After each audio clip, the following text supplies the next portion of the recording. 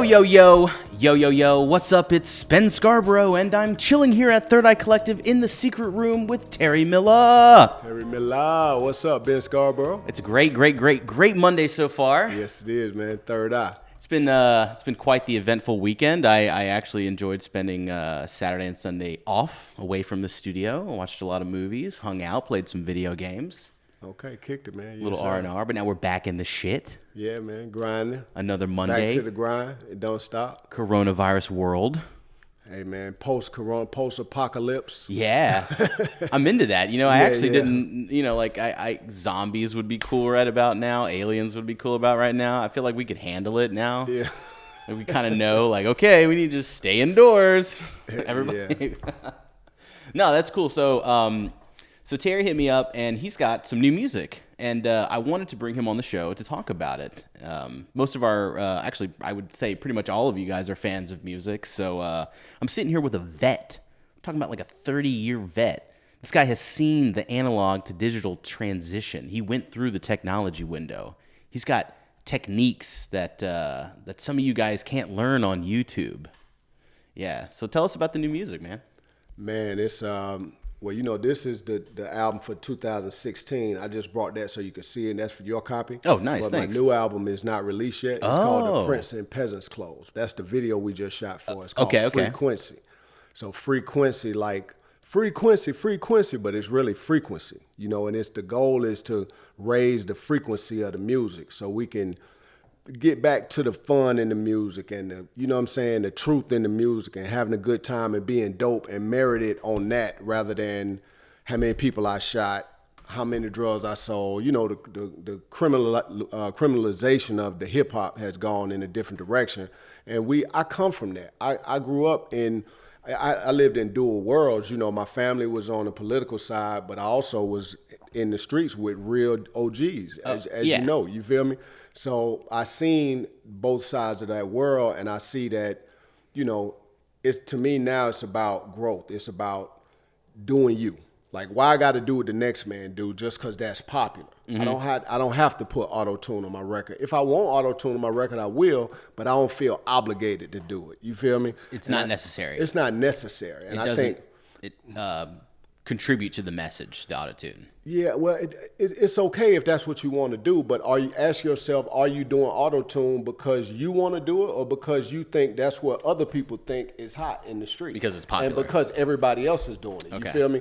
And that I want to get away from that in my music anyway and be the example of that, where I run the studio at my crib. Mm-hmm. So I had this kid in from Cali, the young dude, like 13, 14 years old. He can rhyme. I'm talking, this dude was ill, right? So he did this song, and it was about, like, he had all these questions. It was like, you know, about life, like what a 13 or 14-year-old would really be saying. But it was genuine, it was hard, and it was him. And that was the shit that I wanted to record. But because the other people in the studio was there, they wanted to record something that what he would be expected to record, which was this song based on this, or him thugging in the club, or, you know what I'm saying, some shit like that. So he was like, no, we're not recording that. We recording this other song. I'm like, man, the world wants to hear your genuine, authentic voice. We don't need another recycled, carbon copy of what the next man is doing. You feel me? Okay. And that's what Terry Milla and 100 Trillion Entertainment is all about, is bringing that original music back. Do you feel me? Be honest be yourself in that. And it ain't nothing, you are your only, there is no other you. You the only being. So you got to rep that and I'm the only Terry Milla. You feel me? That I can rep me to the fullest. I do what I do. Mm-hmm. You know what I mean? Like we just talked about. This alkaline water. This shit I'm on. I'm drinking, there's a filter in here to turn any water alkaline. I'm on shit like that. Oh, I need to, you feel me? I'm on the growth, and we do Jujitsu. This is the martial arts class we do. We train hard, man, like Muhammad Ali. We training for Armageddon. We ready for this shit when they do jump off. You know what I'm saying? So that's how and I gotta embrace that. I can't hide that because that ain't hot in the streets. You feel what I'm saying? Yes, sir.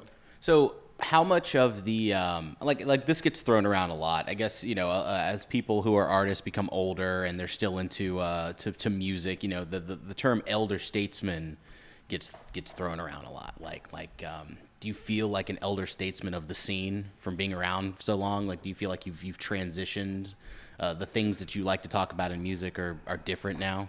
The message has changed? I think it has. It's grown, it's evolved, but I see it from a unique perspective because I still got the heat that's relevant. Like when you hear the song and you see the video, even this album it's bangers on there, like play in the club still to this environment.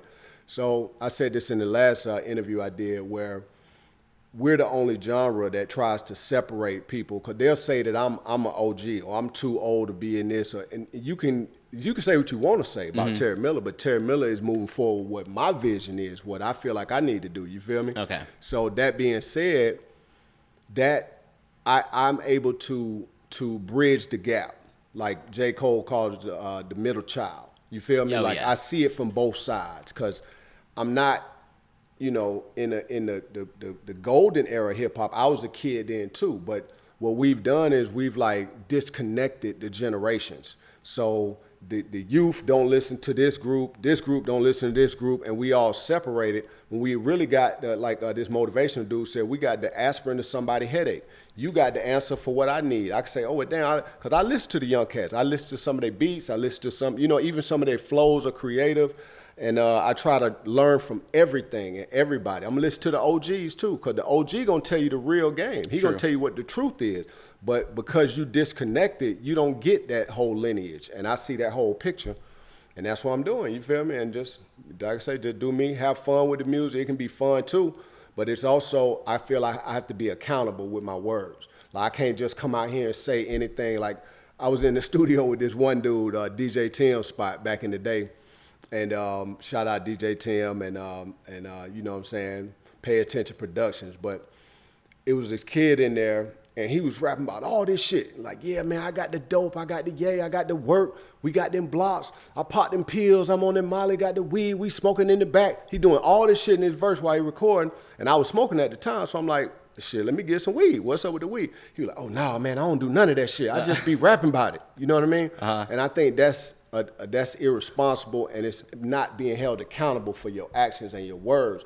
Like, do what you talking about. You know what I mean? Don't just glorify this shit because you think it's cool, but somebody's life fucked up behind that yay. You know what I'm saying? Right. Somebody on this shit for real, dog. Yeah. Like, these girls is lost, and she been, her head fucked up. She don't think she deserved no life. So we can't embrace and promote this bullshit just because that's what people think we supposed to do. Okay. Just because people think that's cool. You feel what I'm saying? Okay.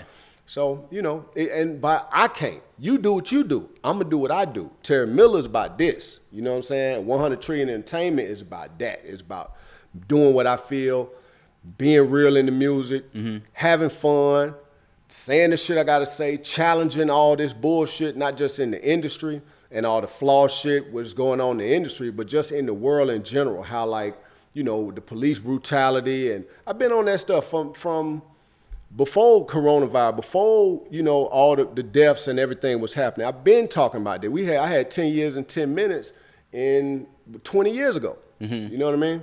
It's just, I think that the message was relevant then, but it's even more relevant now, and it never expires. One thing I deal with is the truth, and the truth never goes out of style. You feel me? So recently, with the Black Lives Matter movement becoming so prominent, why are we back on the racism thing? Like, why do you think that the country is so fascinated on the fact that everybody's different?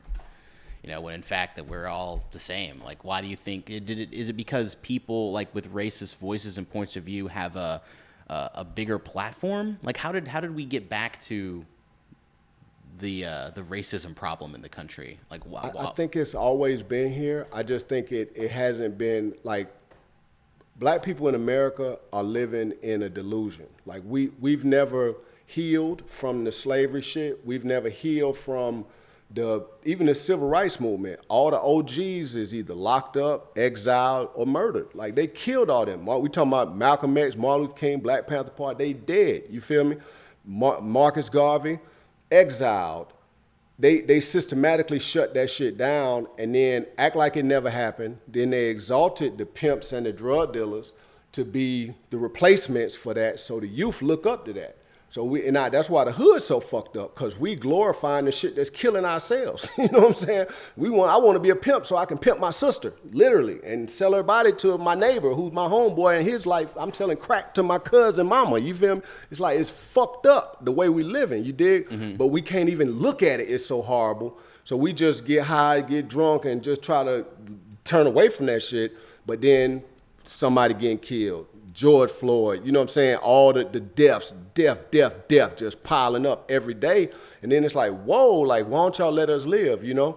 And I think life is forcing us to deal with this situation. And we got people like you and me who see beyond that. And it's about this, it's about your heart, you feel me? But we can't deny the fact that we've been systematically oppressed as a people and been put down. And I mean, just education-wise, they don't even talking about, our history before slavery. Like, we just in the jungles, swinging around, waiting to be saved. Then we come here and all we have is slavery as a reference point. So we don't see no value in ourselves. We think we just nothing. You know what I'm saying? So I kill me quick. But then when some of the police come, we look at things a different way. It's very psychological, man. This shit is fucking deep, bro. And then the financial side, like, I'm in real estate. And I moved into commercial real estate. And the commercial real estate is all white folks. Like, I just looked at this 312 unit in Dunwoody, and there's no black people in the company that's handling that deal. You feel me? None.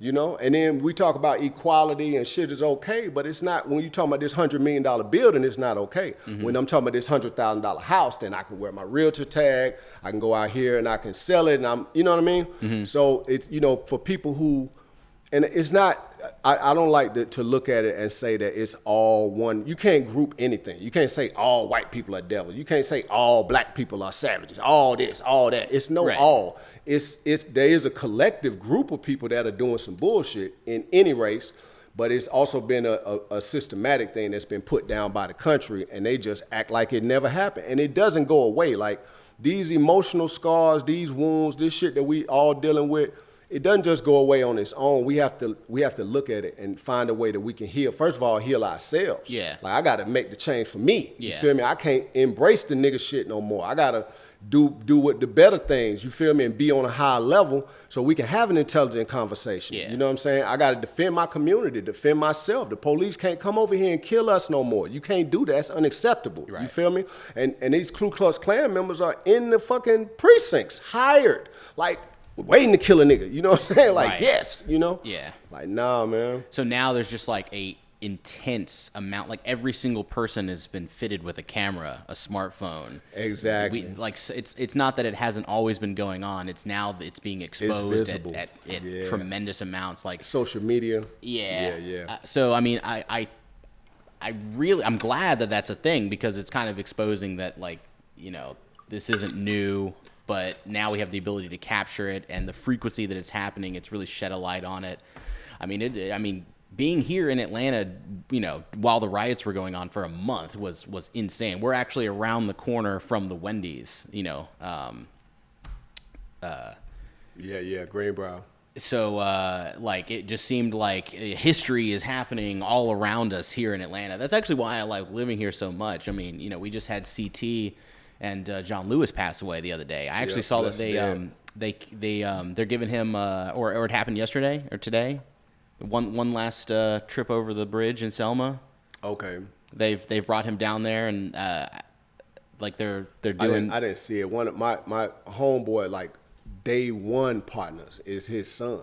Oh, really? You know what I'm saying? Like, we grew up. I was at his first birthday party when I was 2. Nice. Like, our parents always knew each other. Yeah, that good trouble. Yeah, good trouble. Getting in good trouble. I got the shirt. His dad got a shirt that said that I've been getting in good trouble him when he was locked up. Very nice. So, yeah, Atlanta got a great history, man. And so the Alabama, Selma, and stuff like that. They're going down there. The guy I was on the phone with is doing a movie about that. Or he got a movie already that was recorded with some John Lewis footage and some other CT footage that they're putting out. That's we working on helping them do. So I guess a large majority of our audience are people who are interested in music and the music business. Yes, sir. Can you shed a little light on what being signed to a record label at such an early age was like, and what Ghetto Records was like? Yeah, it was. Ghetto Records was different because it was really, and Mike could even tell you this, you know, Mike was always a good dude, man. He was popular, and he set the equipment up. He believed in us and wanted to put us out there. Yeah, that's what he was saying. Yeah. So he'll get all this stuff. He'll just buy all this stuff and just lock us in the room and let us do our thing. And we'll come up with like, man, you just like Christmas. You know what I'm saying? We just super happy to be there. Because like studio time is, you know, something you really have to pay for, right? Yeah, so when you get no doubt. that infinite studio time. Especially when you 13, 14 years old, you know, you're a kid, you know what I mean? Like I was one of the first artists, and Born was making the beats, and edX was there, but we was also so wild too. Like it wasn't the focus, it wasn't time for it at that time. It was just, that was the time for us to be creative, to go through our things and learn and make stuff, and you know what I'm saying, just to be on the creative side. Then I went on from there and got a management deal with Noontime. And, you know, Noon eventually put out Polo the Don and Jazzy Faye and them, you know what I'm saying? So, and then he dealing with a lot of other stuff too, but it wasn't that family vibe. It was more of a, you know, business transaction type thing. Okay. So, but we had creative differences, so I ended up leaving there. But, you know, throughout the years, I've had deals offered to me.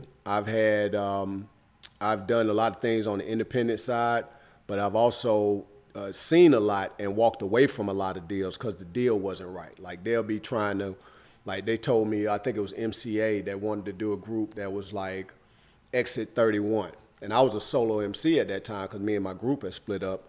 And he was going to put me in a group. And I'm like, Exit 31, what's that? And they like, yeah, that you're going to be wearing a prison uniform. You just got on work release and you off Exit 31 on work release. You know what I'm saying? I'm like, what the fuck are you talking about? Like, this is bullshit. Yeah. You know, this is like, what's that movie with Mos Def and them, and they had on the, you know what I'm saying, Hip Hop Dalmatians. Okay, like y'all trying to Hip Hop Dalmatian me. You know what I'm saying? You like, weren't having no, it. I'm not with that shit, you know? Now I had other situations with other cats who wanted me to be in different groups and shit like that. It just, it never was the right fit. You feel me? So I ended up going, I got signed to this management company in New York, this brother Shabazz Entertainment, and he kept it 100 trillion with me. You know, they did their thing as far as promoting me and getting me out there. Like I actually had a deal on the table with BMG at the time, but that was when 9/11 happened. Okay. So the deal didn't happen. Okay. You feel me? Like all the labels pulled out. You know what I'm saying? So the timing wasn't right.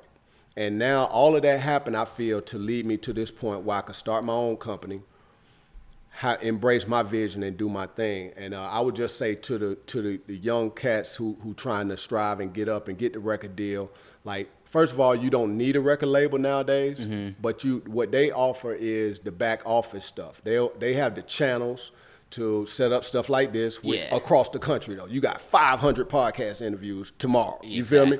Like shit like that. And they got a budget to put you out there. But what they also do is give you all the fame and take all the money. You know what I'm saying? Right. And kind of get you caught up in the bright lights and, oh, wow, I made it, you know, and I'm doing it. But you're so popular now. But really, you didn't read the fine print. You signed a bad publishing deal. I just got this deal offered to me in Greece.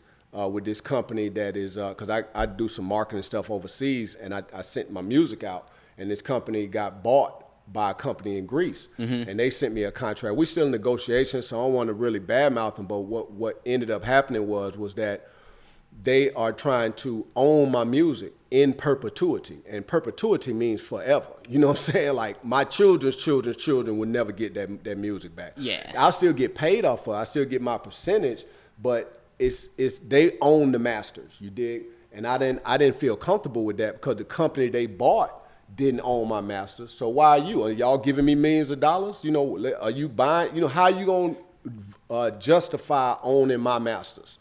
And and then the lady was like, yeah, well, you know, that other deal wasn't the same. This is a bona fide publishing deal. This is you know, this is how it goes and that kind of thing. And like we had a conversation earlier, I was telling you, just because the common practice is not always best practice. Just because you always did something a certain way doesn't mean that that's the best way to do it. Yeah. And I don't feel comfortable giving you my music in perpetuity. You know what I'm saying? I don't know y'all are going to perform. I don't know y'all. You know, I understand because I got a label too, so I understand the need to control the masters. Yeah. Because if I control the masters, I can control the releases. I control where it goes, who gets this, da da da da. But what I'm doing with 100 Trillion Entertainment is, first of all, we're doing net 50-50 deals. So 50% goes to the artist after I recoup. But then on top of that is we own the master, or we control the master during that period, and then they revert back to the artist after that. But we do have a perpetual license to sell the product even after the term. Okay. So we not just got a 5-year deal and then you get your masters back and I can't sell it no more. We still can continue to sell it, but now you actually own the masters. You know what I mean? So that clause in that deal, help me say it, in perpetuity. So yeah. I guess there are certain deals where that makes the most sense. Is that why it exists, or does it exist? It's not a malicious thing, right? Like well, I think it's usually I think in the beginning it was malicious, you know, and that's just my thoughts. Is that I got the money, you got the talent. Like I said, I'm gonna give you the fame. I'm either gonna keep all the money or I'm gonna keep all the ownership rights of it. Like, okay, I got all this money. You're a starving artist. You're a young kid most of the time. Like most of these kids is like I was 13, 14. Coming out. I'm ready to do anything to get on. Like I signed, hell yeah, let's turn the beat up. You know what I mean? It's like no, like. Luckily, I had a family full of lawyers. Like, sit your ass down.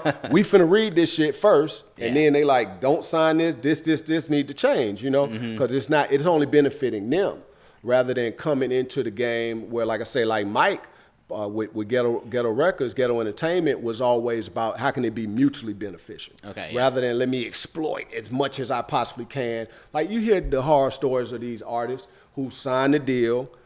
They lose all their shit. They get on, and you think they own, but then 5 years later, they come out and be like, man, I ain't got no money. I'm suing so-and-so. I'm suing so-and-so. He robbed me. He stole my publishing. Yeah, because you signing these bad deals, and I think that's the way it's always been, but that ain't the way it should be. And just because it's been like that, it's like hurt people. So I signed a bad deal, so now I'm going to sign everybody else to a bad deal. I see. Yeah, it's the perpetual negativity thing. Yeah, the perpetual type thing, you know what I mean? So go ahead. No, I was just going to say what comes to mind is the infamous Warner Brothers Prince deal. Exactly. Right, where I feel like growing up when I was in high school, that was the deal that I learned the most about because he was pretty outspoken about it. You know, and I was such a Prince fan that was the first time that I was clued into the fact that, like, you know, he didn't own 1999. Yeah. Or he didn't own Purple Rain. And I was just like, but that's a masterpiece. Like, what do you mean you don't own that?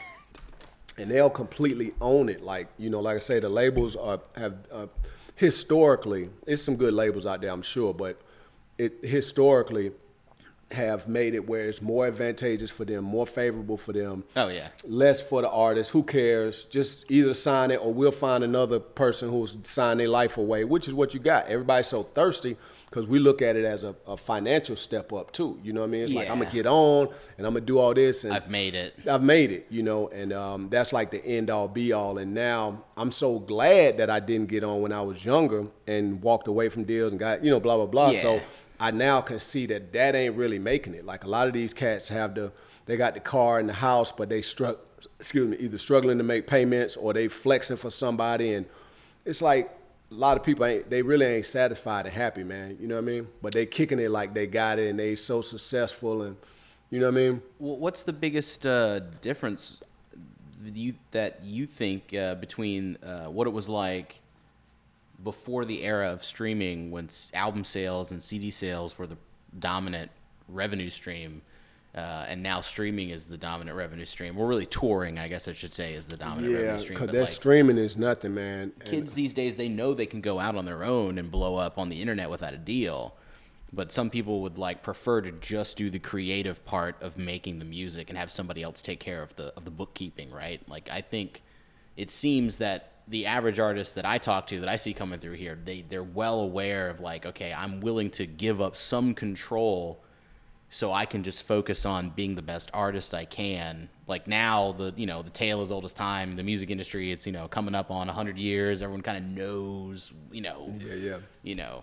So I don't know. Do you feel like I guess my question is, what's the biggest difference between then and now, in your opinion?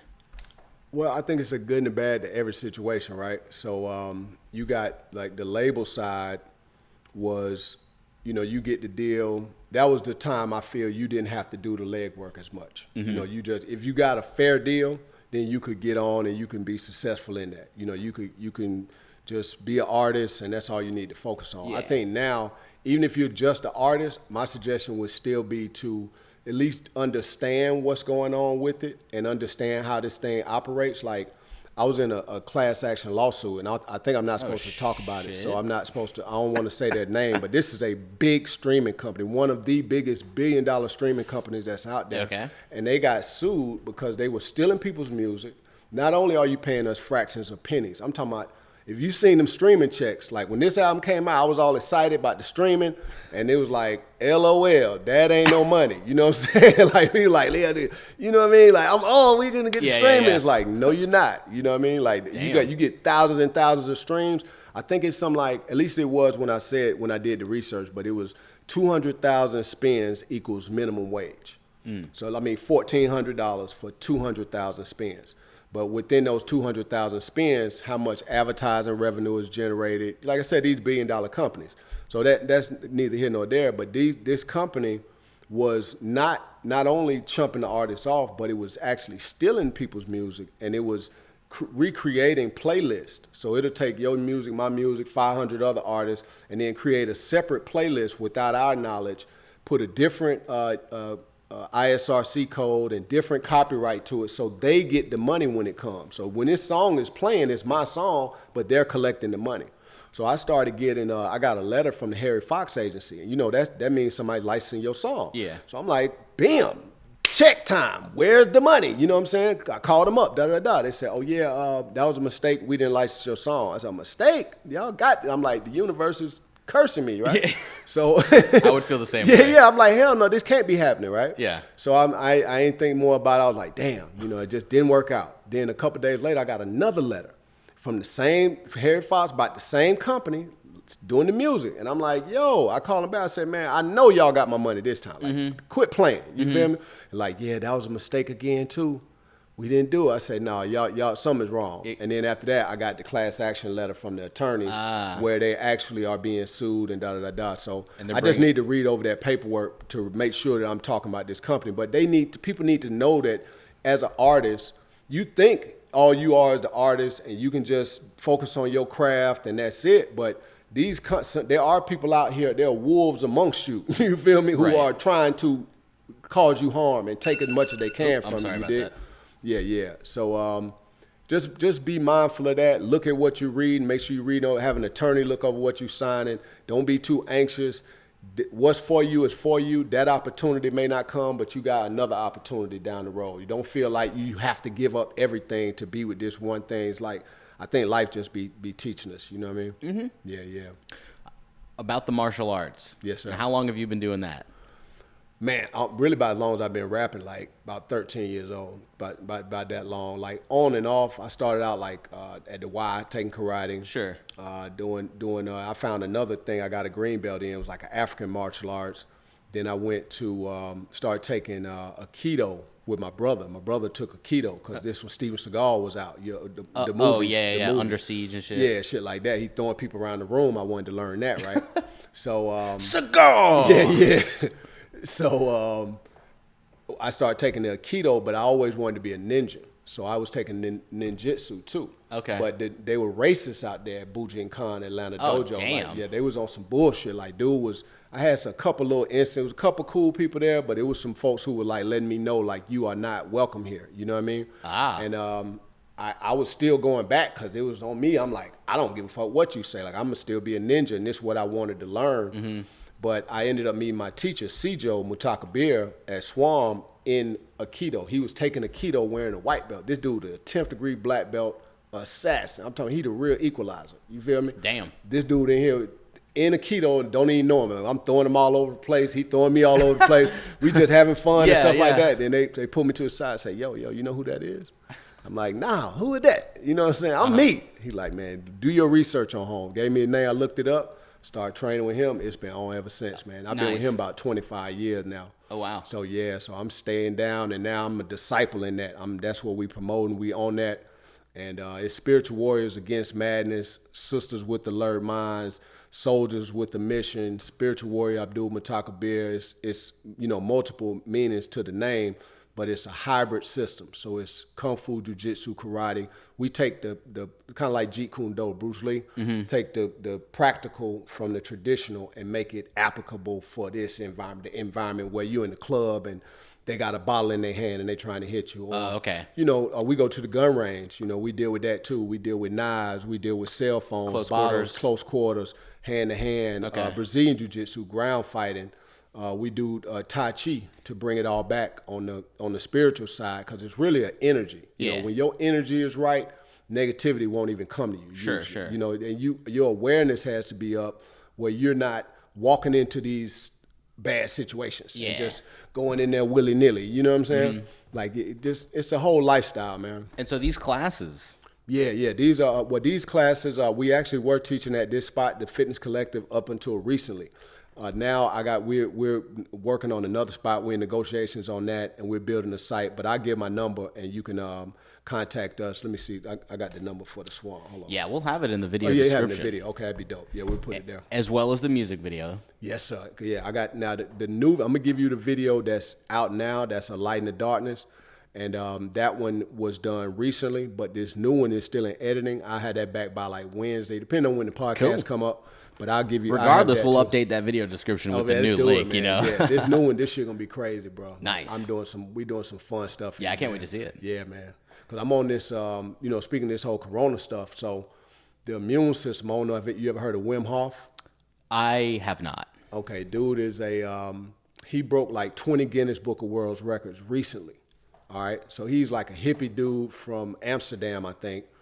His wife committed suicide. Oh, really? Blessed dead, right? So he goes and jumps into he wanted to, I guess the lake was calling him. He goes and jumps into a frozen lake and gets in the cold and just has this like moment of clarity. From then he developed a breathing system and ice baths and ice water, cold water to reset the central nervous system, go inside, alkalize your blood, build the immunity up to where they injected this dude, bro, with not Ebola, E. coli. They voluntarily injected him with E. coli in a laboratory with scientists. What? And he can go in through breathing and into his autonomic nervous system and alkalize his blood and push out the toxins. So it's possible. It's fucking possible, though. I'm talking about this dude, what he's done is what the monks and the masters and the sages have always been able to do, but they've been on the mountains. You never met them. Like, dude is like bringing this shit to science. You feel me? That's like a mind over matter. Yes, man. He on stuff like that, and I took his class. Okay. So I'm taking his. I did the 10 days. You do the cold showers and the breathing and stuff like that. Okay. And in the video, just a little spoiler for the video. So I start the video out like in a hot tub scene. I got these models, and then I got the shades on. It's like a regular rap video, right? So we in there, we just chilling, and then the girls come. A second group of girls come with buckets of ice and pour ice into the water, and the other girls hop out. I take the shades off and start rhyming. And it's like the ice bath, you know what I'm saying? Embracing that. God, I can't wait to see that. Yeah, this shit gonna be crazy, man. Well, cool. Word up. Well, so I guess what do you say we get out of here and listen to some beats? Hey, man, let's do it, man. 100trill.com. I got the beats, too.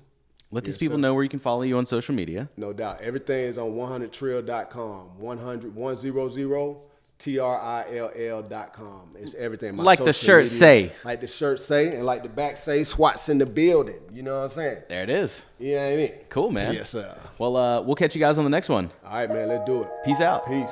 One. Drug money.